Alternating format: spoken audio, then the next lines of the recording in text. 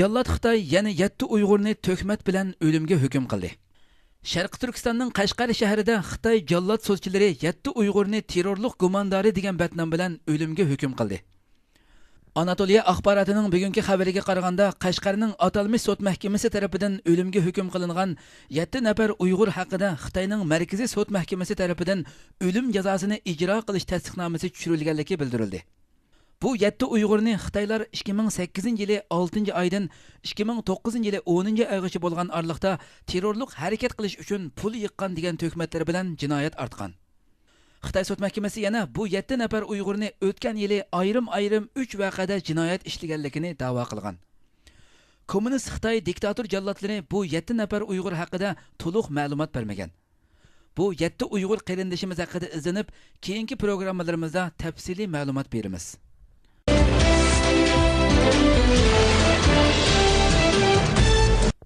Shanxay hamkorlik tashkiloti Qozog'istonda yig'ildi. Shanxay hamkorlik tashkilotiga a'zo davlatlarning mudofaa ministrlari 3-oyning 18-kuni Qozog'istonning poytaxti Ostonada yig'ildi.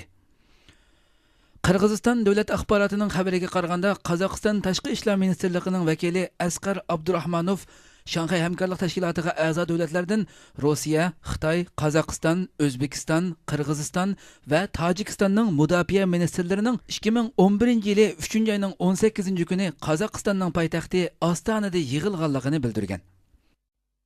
Tojikiston mudofaa ministrligidan e'lon qilingan ma'lumotlarga qaraganda, mazkur ministrlar Afg'onistondagi yangi vaziyatlar, rayonda bexatarlik, muqimlikni saqlash, atalmish terrorlikqa o'rtaq qarash turish deganga o'xshash masalalar haqida muzokara olib borgan. Yig'in oxirlashgandan keyin Qozog'iston mudofaa ministri Jakshiboyev o'rtaq axborot yig'inida 2012-2013 yillar orasidagi 2 yillik hamkorlik plani imzolanganligi va Shanxay hamkorlik tashkilotining boshchiligida rayonning bexatarligini kuchlantirishga aloqador muzokara olib berilganligini bildirdi. Hammamizga ma'lum bo'lgandek, Xitoy Shanxay hamkorlik tashkilotiga a'zo davlatlarni Sharq Turkistonning ozodligi uchun vatan ichi va sirtida faoliyat qilayotgan Uyg'urlarni bostirish, tutish va yo'qotish uchun hamkorlashishga zo'rlab kelmoqda.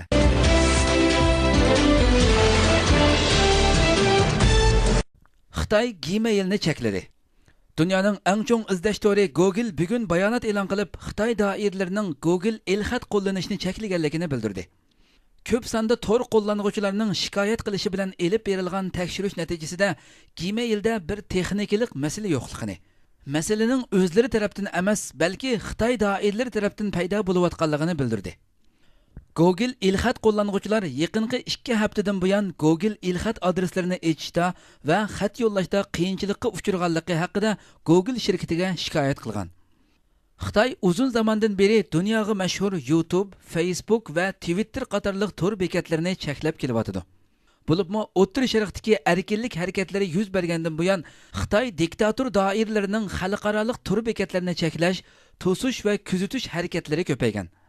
Xitoy hozir kommunist tashviqotini qiladigan tor betlardan boshqalarini asosan cheklab bo'ldi. Google'ning bayonotchisi Xitoy tor ziyoratchilarining 1-oydan boshlab Google ilxat sanduqiga kirolmaganligini, kirsimi necha qitim uringandan keyin testi ocha olganligini bildirdi. Google ilxat adresining bosh betining ochilmasligi ilxat sanduqiga kirishda xatolik ko'rilish deganga o'xshash masalalar paydo bo'lgan. Google shirkati tor bekatiga kirmoqchi bo'lganlarni o'zlarining Hong Kongdagi www.checkit.google.checkit.com checkit HK markaziga yuzlandirdi.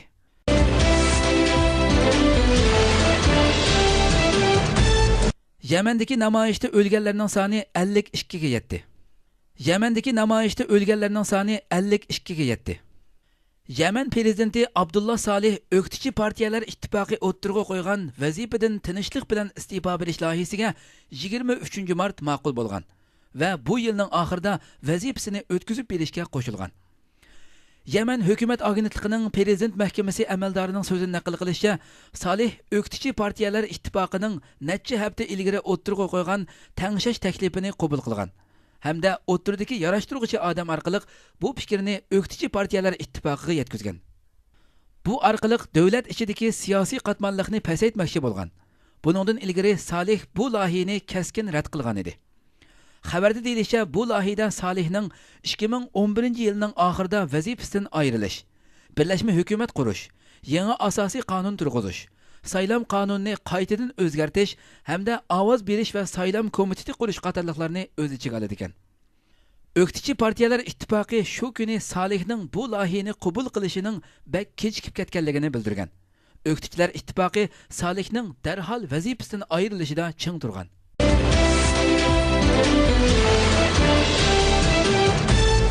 Birlashma qo'shin Liviya quruqliq qismlariga zarba berishga boshladi.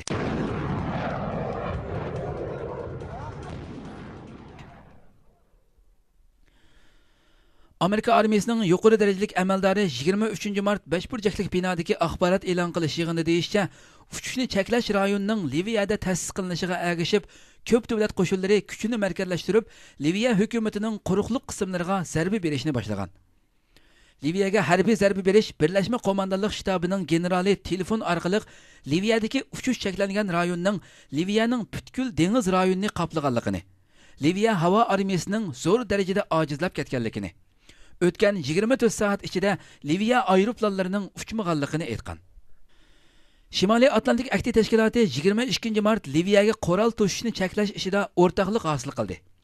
Amerika Birlashma agentligining xabar qilishicha, Shimoliy Atlantik akti tashkilotining harbiy paraxodlari 23 martdan boshlab Liviyaning yaqin dengiz sohasini chorlashni kuchaytgan. Fransiya axborot agentligining 23 martdagi uchurga asoslanganda Shimoliy Atlantik akti tashkiloti 6 davlat ta'minlagan 16 dona harbiy paraxodni bir yerga yig'ib, Liviyaga qoral to'shishni cheklash vazifasini ijro qilishga boshlagan. Shimoliy Atlantik akti tashkilotining bir amaldorining bildirishicha, Turkiya hukumati Birlashma qo'shinning Liviyaga harbiy zarba berishga qattiq qarshi turgan bo'lsa-mu, qoral to'shishni cheklash belgilamasini qo'llaydiganligini bildirgan. Turkiya mo bir dona suv osti paraxodi, 4 dona qo'g'dug'uchi paraxod va 1 dona yordamchi paraxod avatib, BDTning qoral to'shishni man'iy qilish buyrug'ini ijro qilgan.